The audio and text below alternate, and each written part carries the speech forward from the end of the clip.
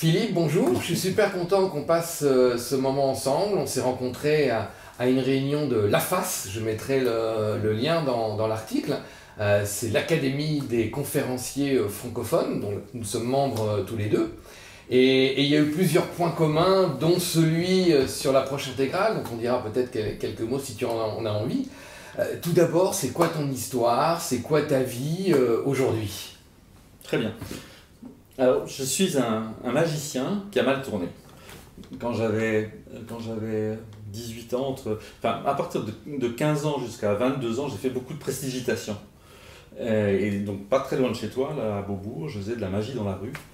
Et j'ai même hésité à faire de ça mon métier. Et puis finalement, j'ai été recruté par Apple à l'époque, qui était une autre forme de magie, parce qu'il y avait une réelle magie au sein d'Apple, où j'ai travaillé pendant plusieurs années, et j'ai dirigé une entité qui s'appelait Apple Éducation, qui s'occupait à la fois du marché de l'éducation, mais aussi de l'éducation interne. Et puis j'ai co-créé une société qui s'occupait d'Apple sur l'Afrique francophone, sur une partie de l'Europe du Sud, que j'ai dirigée pendant des années. Et il y a 7 ans, j'ai décidé de faire quelque chose de plus proche de mes aspirations, c'est de revenir à la magie, mais d'une manière différente, et de m'intéresser à la magie qui fait qu'à un moment donné,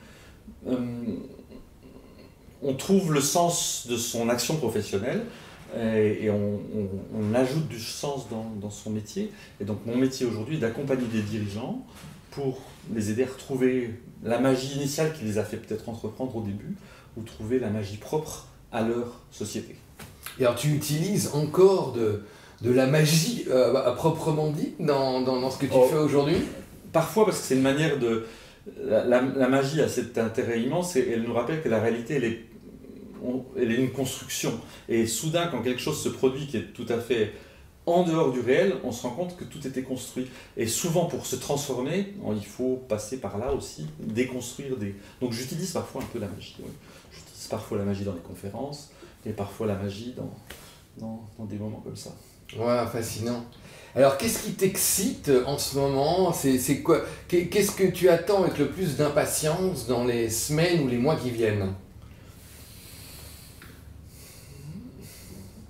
Je sens qu'on a un moment extrêmement intéressant de l'histoire de l'humanité et de l'histoire des affaires aussi, puisque je suis totalement engagé dans le monde de l'entreprise, et que la conscience est en train d'évoluer de manière assez forte en ce moment. Et donc ce qui m'excite, c'est de voir les transformations qui peuvent se produire, de voir comment les jeunes générations sont en train de réinventer le monde de manière différente, et comment certaines sociétés sont en train de s'éveiller, sont en train d'avoir une conscience de leur rôle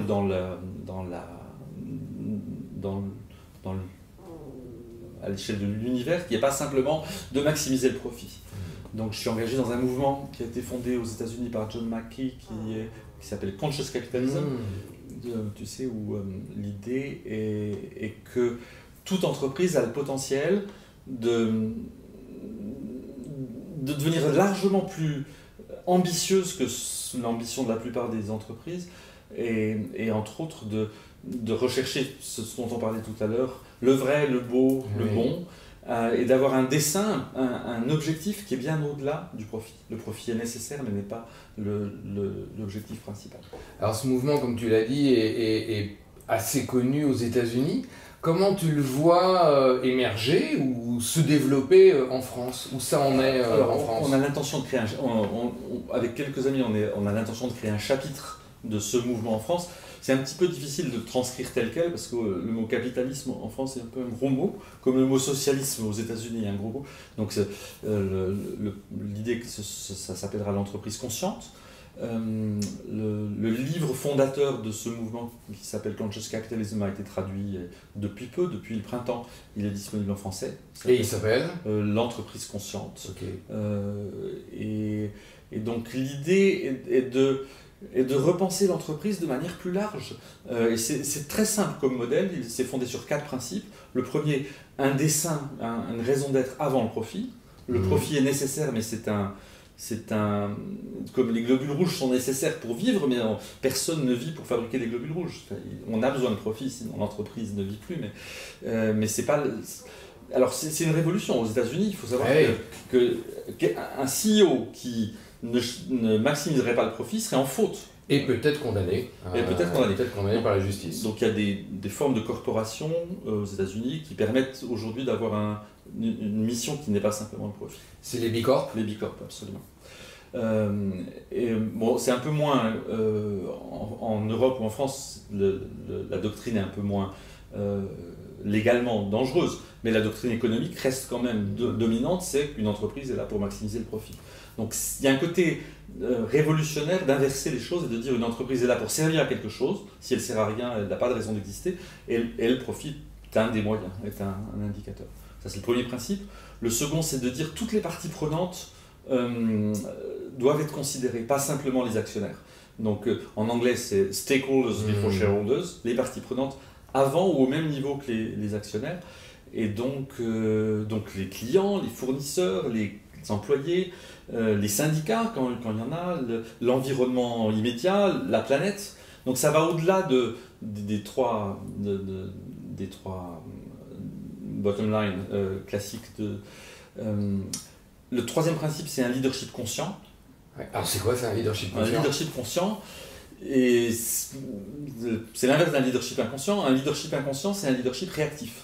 C'est un leadership où, et souvent les gens qui sont amenés à être en position de leadership dans une entreprise, ils le sont amenés à travers des comportements qui finalement vont les bloquer à un certain niveau. Souvent ceux qui arrivent dans des positions de pouvoir sont des gens qui sont guidés par l'ambition ou guidés par l'envie de gagner plus. Et donc c'est ça les qualités qui permettent d'arriver à un certain niveau. Mais ces qualités sont précisément celles qui, à un moment donné, empêchent d'aller plus haut. Et donc un leadership conscient, c'est un leadership qui prend conscience des schémas réactifs qui sont les nôtres et qui les dépasse.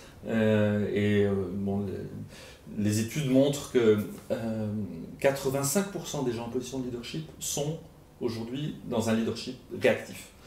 Et il y a trois modes principaux de leadership réactif. Il y en a un qui est centré sur le contrôle. Le contrôle, le travail noble. Mon identité, c'est la réussite. Il y en a un qui est centré sur la protection.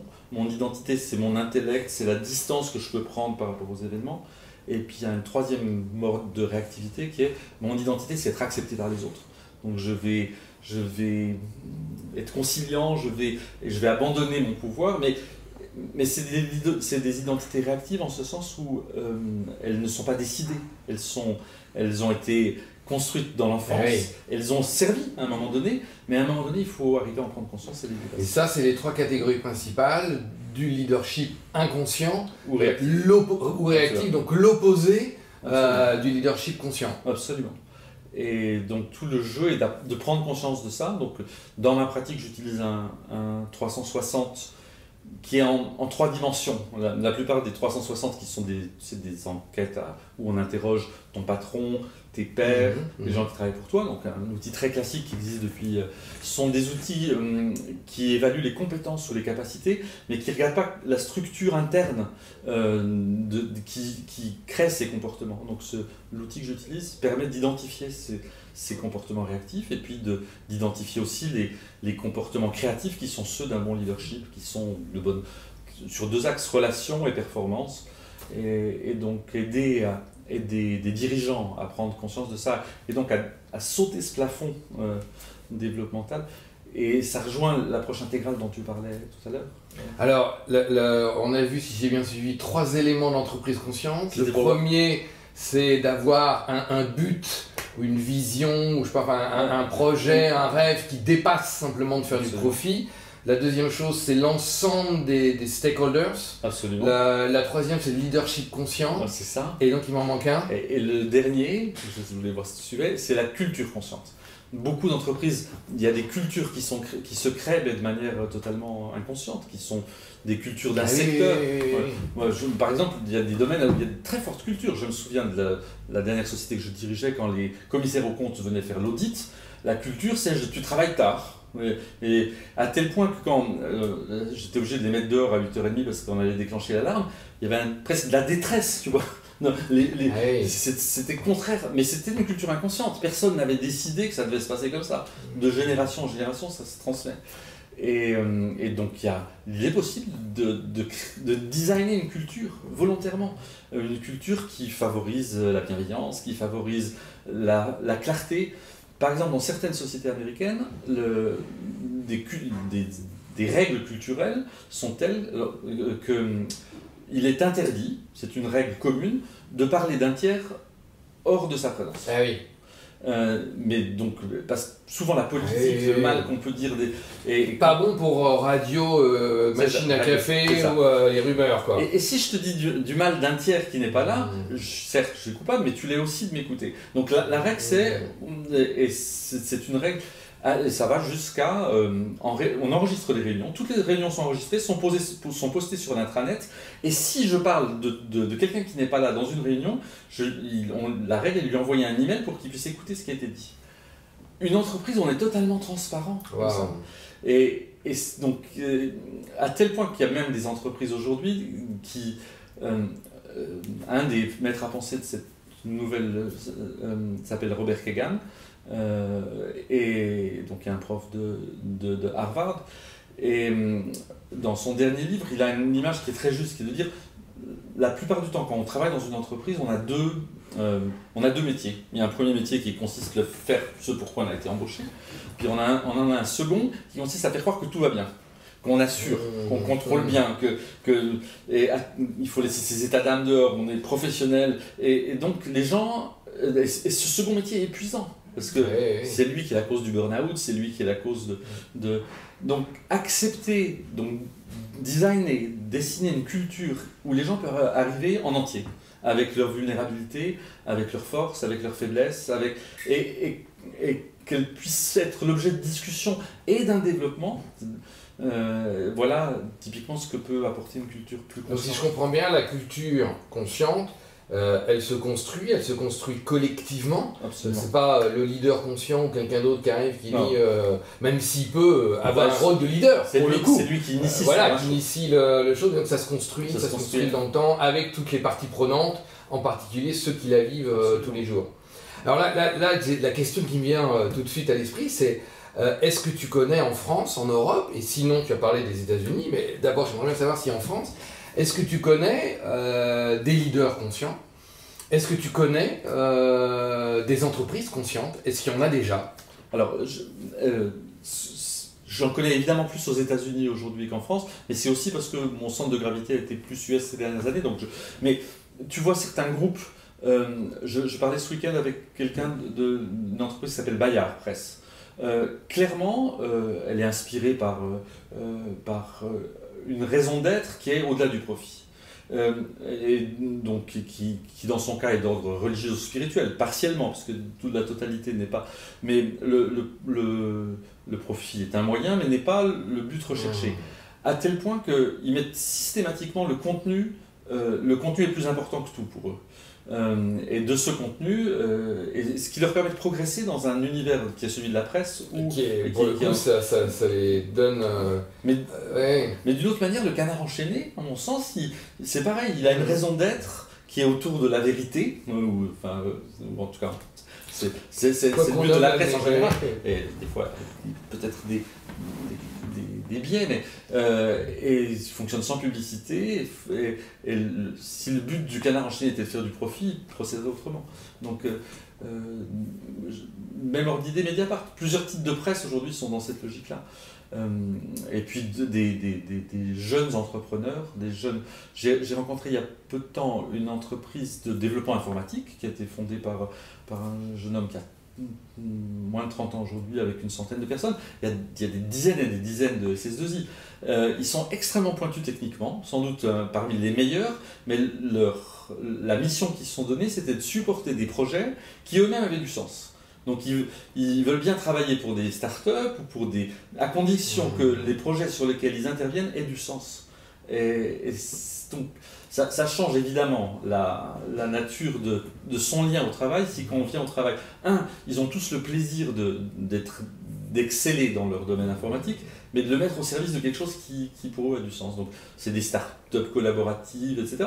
Et en termes de valeur, ils sont chers, mais leur expertise le justifie. Donc oui, Ouais, très intéressant.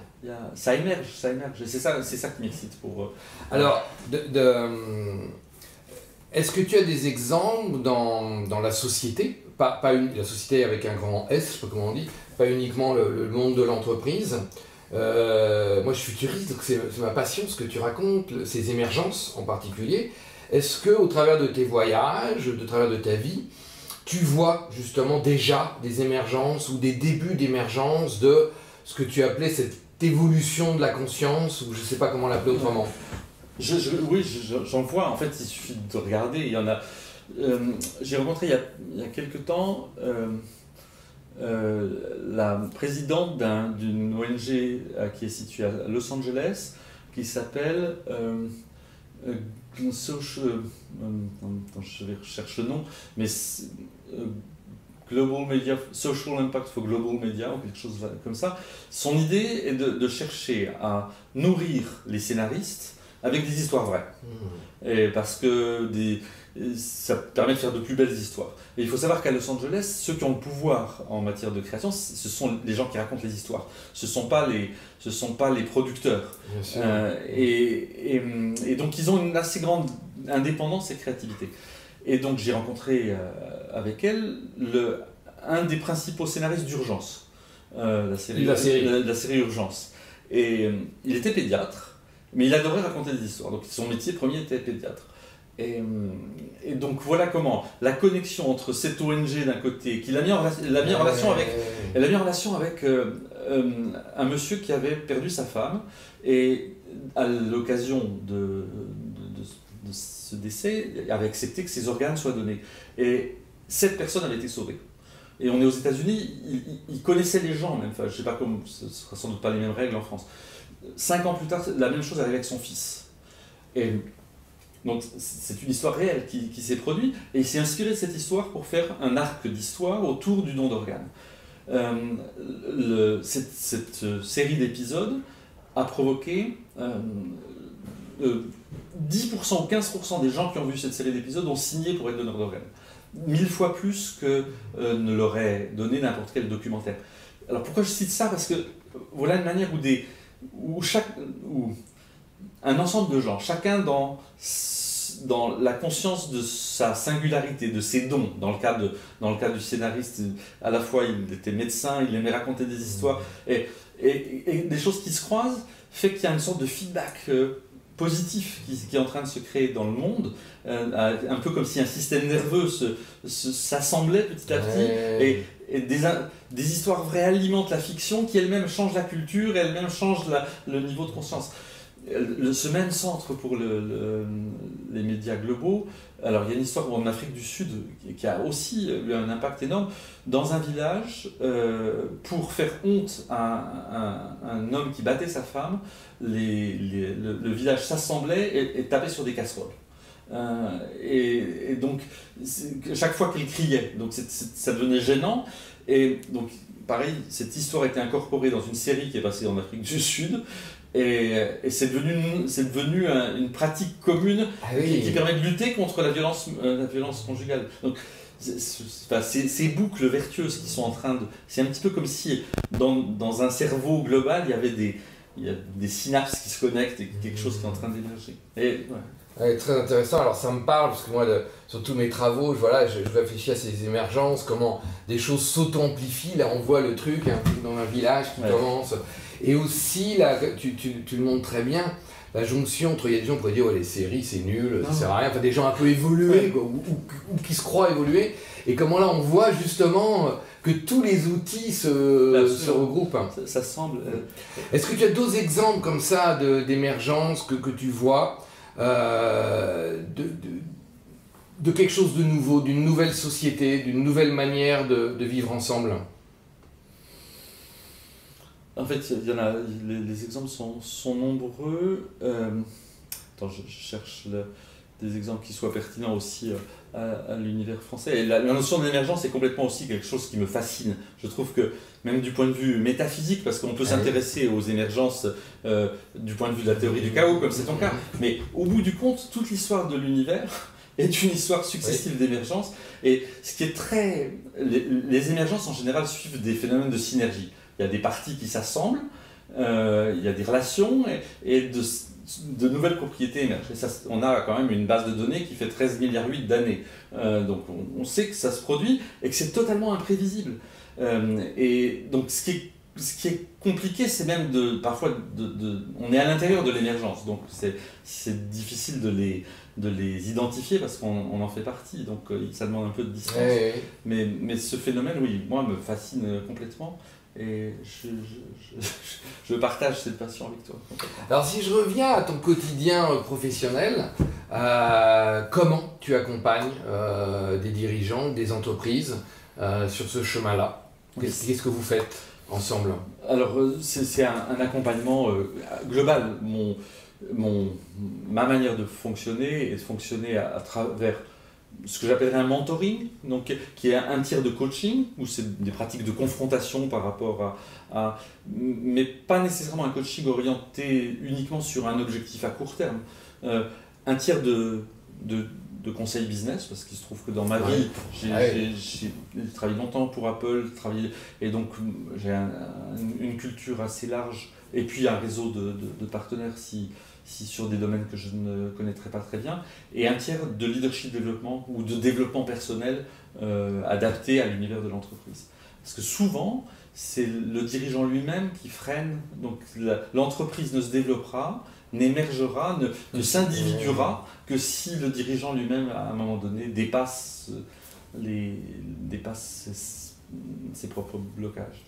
Est-ce que tu vois une évolution depuis que tu as commencé à faire ça, avec des entreprises, avec des dirigeants? Est-ce que c'est pareil qu'il y a 2 ans, qu'il y a 5 ans? Est-ce que ça évolue? Est-ce que justement tu perçois des émergences dans les comportements des dirigeants que tu rencontres? Alors, oui, je vois des dirigeants qui sont vraiment mûrs pour ça. C'est-à-dire des dirigeants qui ont une pratique méditative déjà, donc qui ont une pratique de prendre un temps quotidien pour s'intéresser à l'intérieur et pas à l'extérieur. C'est-à-dire, je pense on est beaucoup centré vers l'extérieur et qu'un des secrets d'une réussite profonde, c'est de revenir à l'intérieur. Un certain nombre de dirigeants fait ça. Je parlais récemment avec le dirigeant d'une très grosse société que j'accompagne qui est située aux États-Unis. D'abord, il a une pratique méditative, mais son rituel matinal quand il se réveille, c'est de se dire il y a 5000 personnes qui dépendent de moi. J'ai une responsabilité. J'ai donc un rapport à la position de leadership qui est un rapport beaucoup plus humble que celui qui pouvait exister dans le passé. Et la seconde évolution que je vois aussi, c'est une évolution d'un leadership individuel vers un leadership collectif. C'est-à-dire? Alors, souvent, on a le leadership, on conçoit ça comme une structure pyramidale, avec quelqu'un qui dirige, etc.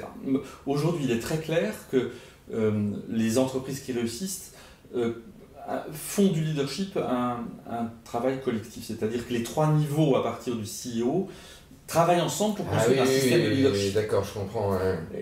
Parce que dans un groupe du CEO et de ses direct reports, souvent s'il n'y a pas si ça n'est pas une volonté, le groupe sera moins intelligent que chacun parce que les égos seront en pouvoir, les enjeux, la politique, et finalement chacun fonctionnera dans son silo. Or, l'intelligence collective au niveau du leadership, c'est un avantage compétitif incroyable. C'est-à-dire qu'une entreprise dont les 3-4 niveaux fonctionnent intelligemment et ont un leadership créatif ensemble, outperform, fait nettement mieux qu'une entreprise dont ce n'est pas le cas. Donc ça, c'est quelque chose que je vois. Le côté avoir envie de le traiter collectivement et non pas comme une qualité individuelle et unique. Génial. Ouais.